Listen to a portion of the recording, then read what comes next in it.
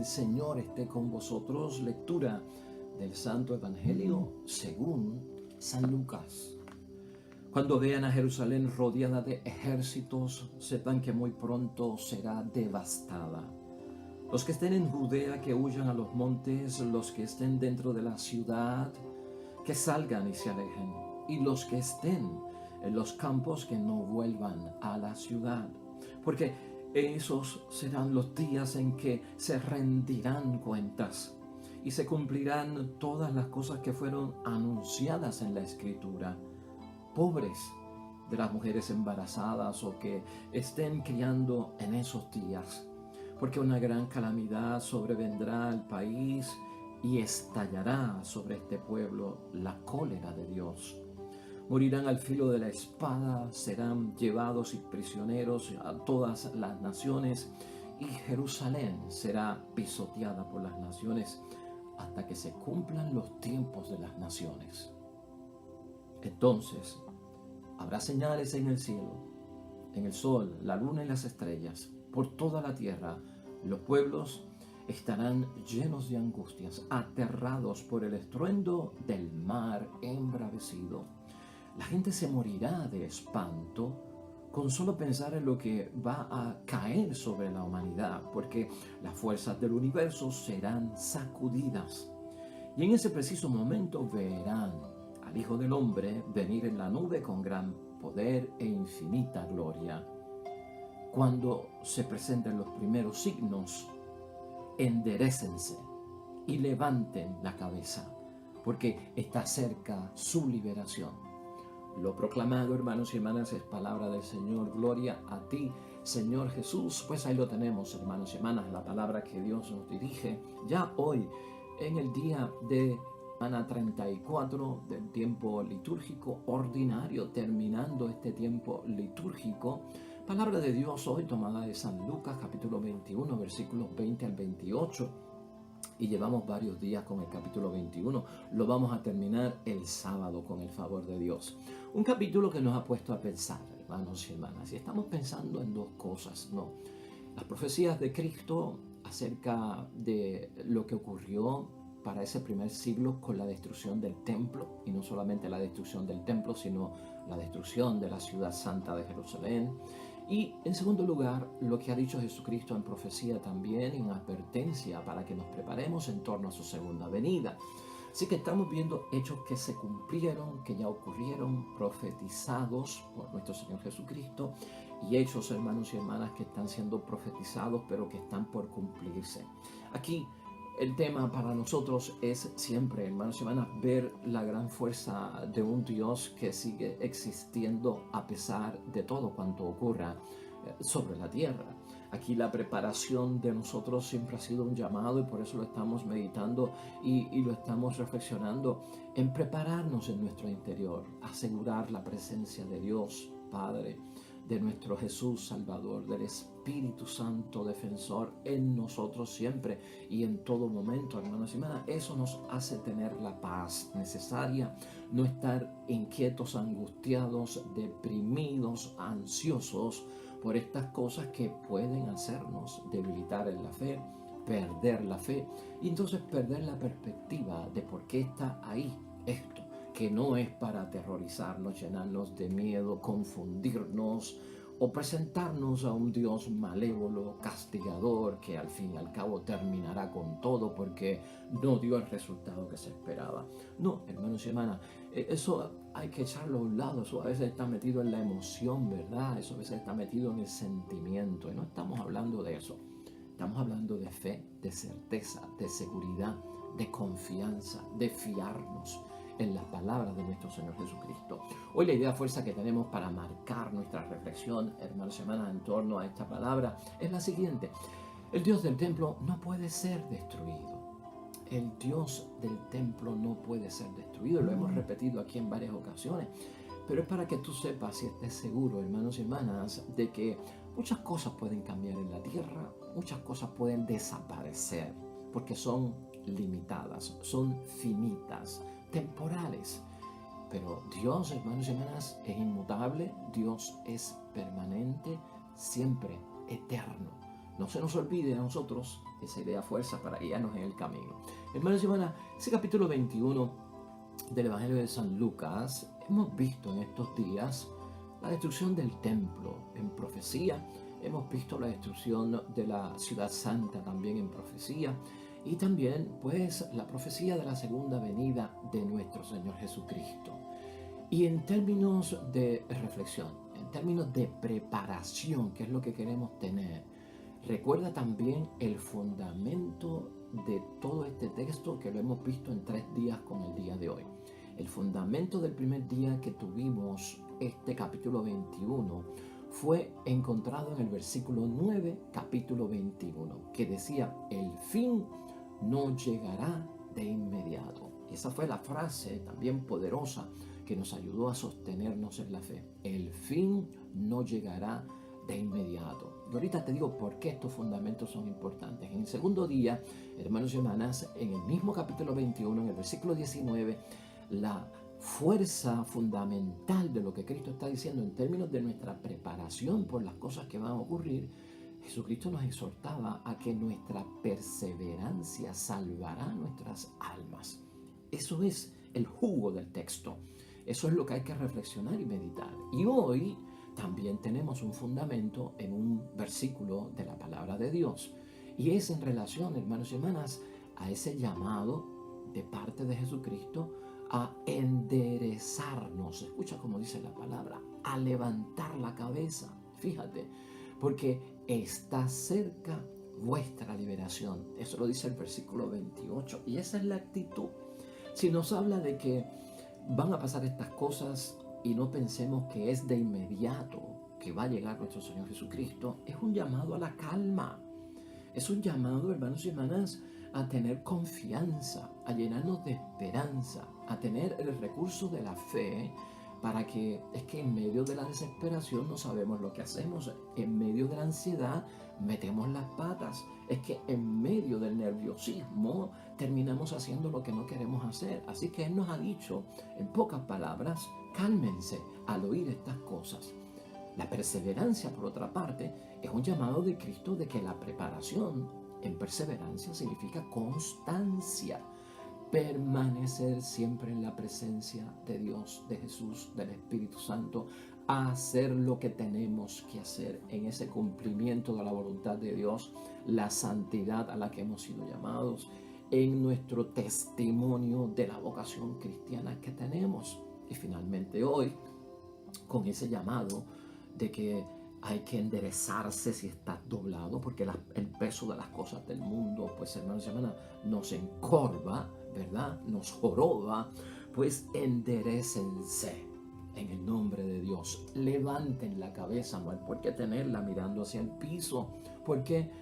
Porque está más cerca nuestra liberación. Y eso es importante porque la liberación es que desatar, hermanos y hermanas, desatarnos de este mundo, de las cosas que hay aquí que nos pueden desviar de Dios y de la propia salvación.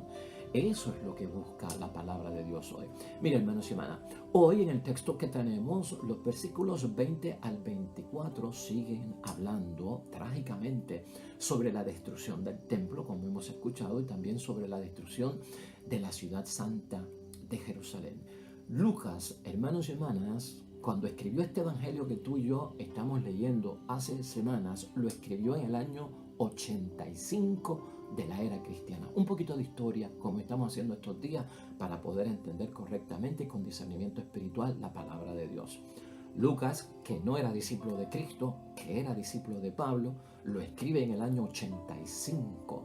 O sea, hermanos y hermanas, 15 años después de la destrucción del templo y de la ciudad santa de Jerusalén, que ocurrió en el año 70, y 53 años luego de la muerte de nuestro Señor Jesucristo. Y Lucas utilizó de referencia el Evangelio de San Marcos, que fue el primer evangelio, y lo utilizó de referencia, hermanos y hermanas, porque desde luego ya existía. El Evangelio de San Marcos, hermanos y hermanas, fue escrito en el año 70, año en que ocurre la destrucción del templo, año en que ocurre la destrucción de la ciudad santa. En ese año es que Marcos escribe escribe su evangelio que Lucas utiliza de referencia. O sea, hermanos y hermanas, 37 años después de la muerte y la resurrección de nuestro Señor Jesucristo. La rebelión de los judíos, hermanos y hermanas, contra Roma, en ese momento había terminado, cuando Lucas escribe su evangelio. Tito usó, hermanos y hermanas, 60.000 soldados para atacar el templo y la ciudad santa de Jerusalén. Todo esto ocurrió en 5 meses, desde marzo a septiembre del año 70. Un historiador judío, hermanos y hermanas, que posiblemente tenía sangre de los fariseos, Fabio Josefo se llamaba, hermanos y hermanas, escribió los hechos que ocurrieron, que él pudo constatar con sus propios ojos y ser testigo acerca de lo que allí ocurrió. Él decía que eran tantas las víctimas que no tenían espacio suficiente para poner sus cruces.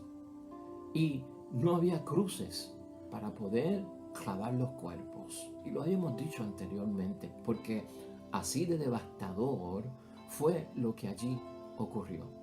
Eso es lo que está redactado en esos versículos 20 y 24 de hoy, hermanos y hermanas. Se construye un muro, nos dice la historia, para evitar que los judíos salieran de día o de noche a buscar agua o a buscar comida. Por lo tanto, estaban provocando, hermanos y hermanas, que murieran de sed y que murieran también de hambre. Dice este historiador, hermanos y hermanas, que los niños y los jóvenes vagaban hinchados por los caminos de Jerusalén como si fueran fantasmas. Por las plazas caminaban ellos, hermanos y hermanas. Para nosotros sería como si fueran zombies. Imagínate lo que queda después de una guerra. Y se desplomaban en las aceras, en las carreteras. Caían de bruces, hermanos y hermanas. Allí dice el historiador donde el dolor se apoderaba de cada uno de ellos.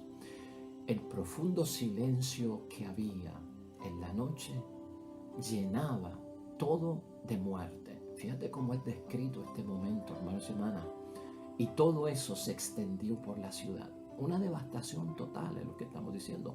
Josefo, hermanos y hermanas, este historiador judío, cuenta algo muy trágico, hermanos y hermanas. El caso de una mujer que mató a su propio hijo, lo asó y lo devoró. Y luego ofreció lo que sobró a los jefes de aquella rebelión, los restos de su propio hijo, para que se llevara a cabo y participaran de aquel macabro banquete. Fíjate la forma en que he descrito esto. Y lo estoy diciendo para que veamos lo significativo que esto fue, hermanos y hermanas. Aquellos que pudieron sobrevivir a esta gran destrucción, hermanos y hermanas, terminaron como esclavos. Esos esclavos judíos, muchos de ellos fueron los que construyeron el Coliseo romano. Muchos de ellos fueron llevados como trabajadores y como esclavos allí. A otros, hermanos y hermanas, fueron destinados al combate en arena de los gladiadores. Y algunos también fueron llevados a Egipto a trabajar en las minas, nos dice la historia. Y los menos volvieron a su vida normal. Muy pocos, hermanos y hermanas, pero en un territorio, hermanos y hermanas, que ya estaba arruinado, devastado, donde no quedó nada. De hecho, este historiador judío prácticamente trabajaba para Roma. Concluyó y dijo: el Dios de los judíos se había puesto de parte del lado de Roma. Una mala interpretación, podríamos decir. Pero el judío veía todo, hermanos y hermanas, con ojos de castigo, con ojos de que nos sobrevino esta terrible masacre por las cosas malas que hicimos. Esto es castigo de Dios. Y tanto Tito como este historiador, uno dijo que Dios abandonó a su pueblo, otro dijo que Dios se puso de parte de los enemigos. Sea cual sea la interpretación, así interpretan los paganos, los que no tienen fe, hermanos y hermanas, pero no podemos nosotros llegar a esa conclusión. Nadie, hermanos y hermanas, pudo reconstruir el templo y de eso hay evidencia hoy en día. Los judíos quedaron desamparados, lamentablemente, expulsados de la ciudad sagrada, de su ciudad, sin sacerdotes ni tan siquiera para celebrar el culto a Dios. Se refugiaron, hermanos y hermanas, en el cumplimiento de la ley. Se refugiaron en el cumplimiento de la oración. Las reuniones de las sinagogas se empezaron a dar nuevamente y el trabajo, pues también silencioso, ocupaba gran parte del tiempo porque no se podía comentar nada. Y muchos fueron dirigidos bajo las normas y la guía de los rabinos y los maestros de su tiempo. ¿De qué es eso signo? De que el templo de Dios, aunque sea destruido, el Dios del templo no lo es. Porque hay un templo en nosotros, hermanos y hermanas, que aunque puedan destruir el cuerpo, Cristo lo dijo, no teman a quienes pueden destruir el cuerpo, sino que teman a aquel que puede destruir ambas cosas, cuerpo y alma, a la misma vez. Por lo tanto, no teman a los hombres. Y los que sobrevivieron, que eran judíos, y cuando hablamos de ellos, estamos hablando de que habían judíos cristianos también. Ahí murieron cristianos también, hermanos y hermanas. Y por lo tanto, vuelve a recobrar fuerza en el nombre de Dios lo que no ha quedado en ruinas, que es la presencia de Dios que nunca es destruida. Y eso es lo que lleva al pueblo, hermanos y hermanas, a establecerse otra vez, no en una forma como antes, ¿verdad? Pero saber que Dios realmente nunca ha abandonado al pueblo. Este pueblo lleva una tragedia con esto de las destrucciones del templo. El templo de Salomón fue destruido mucho tiempo antes del nacimiento de Cristo. El templo de David, por parte de los asirios, también en otras revueltas, hermanos y hermanas. Se destruyó el primer templo que se edificó. Este templo que se destruyó fue el segundo. El primero se destruyó en los tiempos del reinado de Nabucodonosor. Y este templo pues fue construido por Herodes, que pues está envuelto en una relación de trámites, hermanos y hermanas, de consenso, de trueques con el gobierno romano, y tenía sus cosas. Era grandísimo en ese sentido y una gran fortaleza. Allí Herodes tenía palacio, hermanos y hermanas. Allí habían estructuras también de Roma como fortalezas. O sea, este pueblo tiene una historia de destrucción del templo, hermanos y hermanas, que es una cosa bárbara. Pero hoy lo que tenemos que pensar es que esta destrucción del templo envuelve también la destrucción de la ciudad, hermanos y hermanas. Y si nadie pudo reconstruir el templo, los judíos quedaron entonces, hermanos y hermanas, ciertamente desamparados totalmente. Y luego de eso continuaron otras rebeliones, hermanos y hermanas, brevemente. Ya para el año 131 y 135 fue la última rebelión, siendo en ese tiempo Adriano el emperador de Roma. Y ahí, hermanos y hermanas, fueron lanzados a un largo exilio. Los judíos, lo que se conoce hoy como la diáspora, ¿no? Una ciudad que ha sido ocupada, Jerusalén, por muchas naciones, hermanos y hermanas, y que hoy se entiende que es como si fuera ciudad de nadie, tierra de nadie. Pero al fin, hermanos y hermanas, los versículos 25 y el 28, luego de ver que se vuelve a recordar la destrucción del templo, caemos en la segunda venida de Cristo, hermanos y hermanas. Y esos versículos finales del texto de hoy, hicimos hincapié en el versículo 28. Está cercano el día de nuestra liberación. Y con eso es que vamos a concluir. Estar llenos de fe, hermanos y hermanas, porque las etapas en la historia de la vida, antes del final de la historia de la vida, que nos van a sacudir, que van a estar presentes, que van a causar revuelo, hermanos y hermanas, significa que se aproxima una gran liberación. Ese es el mensaje fundamental del texto de hoy y con el cual queremos concluir. Encuentro, hermanos y hermanas, que se da entre Dios y nosotros, que va a ser de bendición y glorioso si nos preparamos bien. Y por lo tanto, cuando leamos estas cosas en la palabra de Dios, que está envuelto en símbolos, en unas expresiones apocalípticas, hermanos y hermanas, de la parucía, del final de los tiempos, debemos de no perder el sentido de la advertencia, no perder el mensaje estricto que es que prepárense. En eso es que tenemos que trabajar. Esta liberación se abre, hermanos y hermanas, todavía en la historia de la humanidad está ocurriendo la liberación. Según se marca la historia en nuestras vidas, no se puede detener lo de Dios, hermanos y hermanas. No se puede detener lo de Dios. Tenemos que abrir nuestra mente. Hacia eso nos lleva la palabra de Dios. Tenemos que abrir nuestro corazón, hermanos y hermanas. Tenemos que abrir la totalidad de nuestro ser. ¿Para qué? Para que Dios llegue a nuestras vidas. Dejarlo entrar. Que tenga espacio en nuestras vidas. Que sea la voluntad de Él la que nos lleva a vivir en cada una de estas vidas. Ahí, hermanos y hermanas, es que empieza la liberación. Ahí es que Dios empieza a desatar, que es parte de las etapas de la historia de la salvación, a desatar, a romper cadenas, esclavitudes que tenemos, ataduras que todos nosotros dejamos entrar en nuestras vidas cuando entramos en contacto con el mundo y cuando nos sometemos a las cosas del mundo, las promovemos, nos quedamos en la moda, en la atracción y en lo que el mundo quiere decirnos, su mentalidad. Ahí es que nos atamos. De eso es que Dios nos quiere liberar. Ahí es que surgen las cadenas. Ahí es que surgen las esclavitudes. Ahí es que surgen las ataduras, hermanos y hermanas.